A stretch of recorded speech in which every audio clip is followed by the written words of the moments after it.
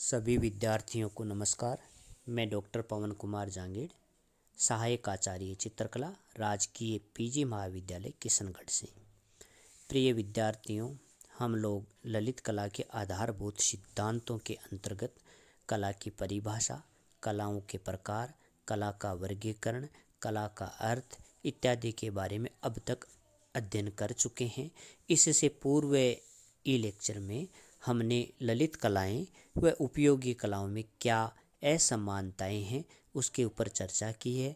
आज प्रिय विद्यार्थियों, पुनः हम ललित कलाएं व उपयोगी कलाओं में क्या समानताएं होती है उसके ऊपर चर्चा करेंगे, उसका अध्ययन करेंगे। इससे पहले मैंने आपको ललित कलाएं क्या होती है, उपयोगी कलाएं कौन कौन सी होती है, इन सब के बारे में बात हम लोग कर चुके हैं। आज हम इन दोनों ही कलाओं में क्या समानताएं होती हैं उस पर चर्चा करेंगे। दोनों ही प्रकार की कलाओं का सौंदर्य व कल्पना के तत्व दोनों में समान रूप से प्रभावित करते हैं। चाहे ललित कला हो, चाहे उपयोगी कला हो, दोनों ही कलाओं को सौंदर्य और कल्पना रूपी जो तत्व है दोनों को समान रूप से प्रभावित करते हैं। अर्थात चाहे उपयोगी कला हो, चाहे ललित कला हो, दोनों कलाओं में सौंदर्य का तत्व और कल्पना का तत्व दोनों में समान रूप से विद्यमान होता है। उदाहरण के लिए, जैसे कोई चित्रकार चित्र बनाता है तो सौंदर्य की कल्पना करता है। इसी प्रकार चाहे बढ़ई जो एक उपयोगी कला है, वह जब भी कुर्सी का निर्माण करता है तो वह भी उसको सुंदर बनाने का प्रयत्न करता है। उसमें अपने कल्पना के माध्यम से उसको और अधिक उपयोगी व सुंदर बनाने का प्रयत्न करता है। इस प्रकार हम देखते हैं कि दोनों ही कलाओं में, चाहे उपयोगी कला हो चाहे ललित कला हो, दोनों में सौंदर्य व कल्पना का तत्व समान रूप से विद्यमान रहता है, दोनों को समान रूप से प्रभावित करता है। इन दोनों कलाओं में ही रुचि का विशेष महत्व होता है, क्योंकि दोनों को, चाहे कलाकार हो चाहे व्यवसायकार हो, दोनों ही अपनी वस्तु का, अपने निर्माण का, अपने सर्जन का जो निर्माण करते हैं उसमें उनकी रुचि विशेष होती है। अपनी रुचि के अनुसार उस वस्तु को और अधिक सुसज्जित या सुंदर बनाने के दोनों ही प्रयत्न करते हैं। इस प्रकार हम देखते हैं कि दोनों ही कलाओं में रुचि का विशेष महत्व होता है। कला रूप का सर्जन करती है, जो अरूप होता है उसको कला रूप प्रदान करती है। अतः रूप निर्माण के सभी तत्व दोनों ही कलाओं में समान रूप से पाए जाते हैं, दोनों में समान रूप से दोनों को प्रभावित करते हैं। विशुद्ध कला सर्जन का रूपांतरण आज के युग की आवश्यकता है। कला के लिए कला का नारा आज अपनी प्रासंगिकता धीरे धीरे खो चुका है। अब ललित कलाओं ने भी व्यावसायिक कला के गुणों को अपनाना आरंभ कर दिया है। उदाहरण के लिए, मान लो कि कोई चित्रकार है या मूर्तिकार है, जैसे ही अपनी रचना की या अपने सर्जन का निर्माण करता है तो वह भी उसको निर्माण करने के बाद में उसको बेचना, उसमें बेचने का प्रयत्न करता है, उसके अच्छे मूल्य प्राप्त करने की इच्छा रखता है। तो धीरे धीरे अब हम देखते हैं कि ललित कलाओं ने भी व्यावसायिक गुणों को अपनाना आरंभ कर दिया है। आज सर्वत्र प्रचार व प्रसार माध्यमों की धूम है, जिसके फलस्वरूप आधुनिक जीवन में भी भौतिकतावादी दृष्टिकोण तथा उपभोक्ता संस्कृति का जन्म हुआ है, जिनसे प्राचीन मान्यताओं और परंपराओं का खंडन हुआ है। अतः दोनों ही प्रकार की कलाओं इन तत्वों से समान रूप से प्रभावित हुई हैं।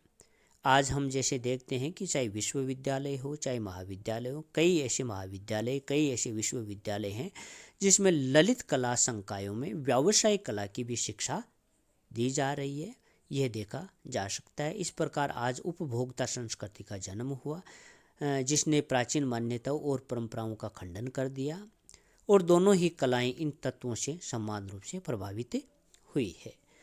दोनों ही प्रकार की कलाओं में कौन कौन सी, चाहे ललित कला हो चाहे उपयोगी कलाएं हो, दोनों ही कलाओं में भोग तत्व, रूप तत्व व प्रतिपाद्य तत्व की उपस्थिति विद्यमान रहती है। ललित कलाओं की ही भांति व्यावसायिक कलाएं भी सौंदर्यात्मक, स्वादग्राहिता व सुसज्जात्मक मूल्यों, आदर्शों तथा विशिष्ट लाक्षणिकता आदि का विकास करती है और मानवीय जीवन को जीने योग्य बनाती है।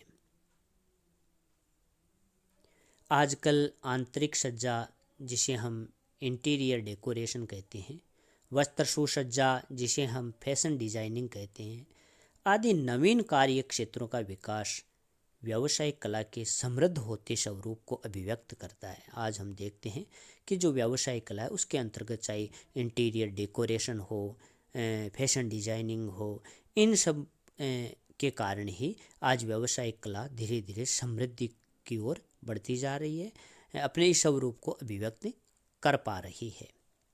विभिन्न व्यावसायिक संस्थानों से प्रशिक्षण प्राप्त कलाकारों के द्वारा सृजनधर्मी व कलात्मक सौंदर्य व्यक्त करने वाले प्रारूप दृष्टिकोण दृष्टिगोचर हो रहे हैं।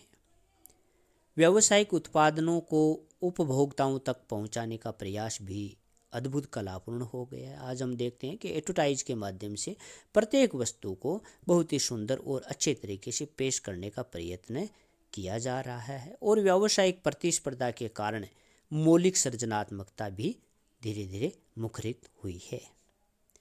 इस प्रकार आज कला ने नवीन कलात्मक स्वरूप ग्रहण कर लिया।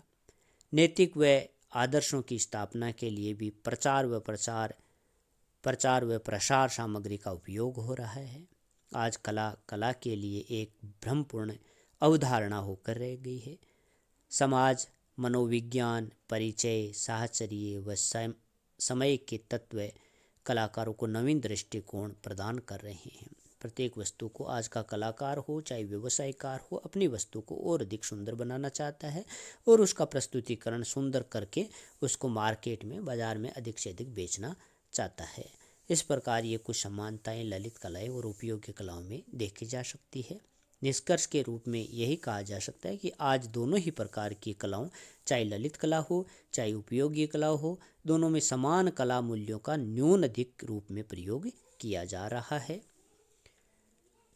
ललित कलाएं व उपयोगी कलाओं में अंतर अवश्य है, जिसके बारे में हम लोग पहले चर्चा कर चुके हैं, परंतु पारस्परिक विरोध नहीं है दोनों में, बल्कि इन दोनों में हम देखते हैं कि उभयनिष्ठता का संबंध है। किसमें? ललित कला और उपयोगी कला में, अर्थात वे एक दूसरे की पूरक हैं। जिस प्रकार कर्णफूल को कान की आवश्यकता होती है और कान को कर्णफूल की आवश्यकता होती है, अर्थात उनमें दोनों में उभयनिष्ठता का संबंध है, वही संबंध ललित कला व उपयोगी कला में भी विद्यमान देखा जा सकता है, देखने को मिलता है। इस प्रकार उपयोगी व ललित कला में अंतर करना सहज नहीं है। किसी भौगोलिक सीमा में वही कला उपयोगी हो सकती है और अन्य देशीय सीमा में ललित कला उपयोगी हो सकती है। अंतर मूल रूप में यही है कि ललित कलाओं की सार्थकता अपेक्षाकृत सौंदर्य के साथ अधिक है व उपयोगी कलाओं में उपयोगिता के साथ अधिक है। इस प्रकार हम विशेष बात तो यही देखते हैं दोनों में कि ललित कलाओं में जो सार्थकता है वह सौंदर्य के साथ अधिक है और उपयोगी कलाओं में उपयोगिता के साथ सार्थकता अधिक देखी जा सकती है। ललित कलाएं मानव जीवन को सुख व शांति प्रदान करती हैं। इस प्रकार प्रिय विद्यार्थियों, आज के इस अध्याय में हम लोगों ने ललित कला व उपयोगी कला में क्या समानताएं होती है इसके बारे में चर्चा की है। तो आप लोगों को विशेष रूप से कुछ जो पॉइंट्स हैं उन पे ध्यान देना है कि दोनों ही कलाओं में सौंदर्य और कल्पना समान रूप से देखी जा सकती है, दोनों में रुचि का विशेष महत्व है और दोनों ही कलाएं रूप का निर्माण करती है, इसलिए दोनों ही कलाओं में रूप तत्व समान रूप से देखा जा सकता है। इसके अलावा आज का जो युग है उसमें ललित कलाओं ने भी व्यावसायिक जो गुण हैं उसको धीरे धीरे अपना लिया है। इस प्रकार ये कुछ बातें हैं जिनको आपको याद रखना है, ध्यान देना है। धन्यवाद।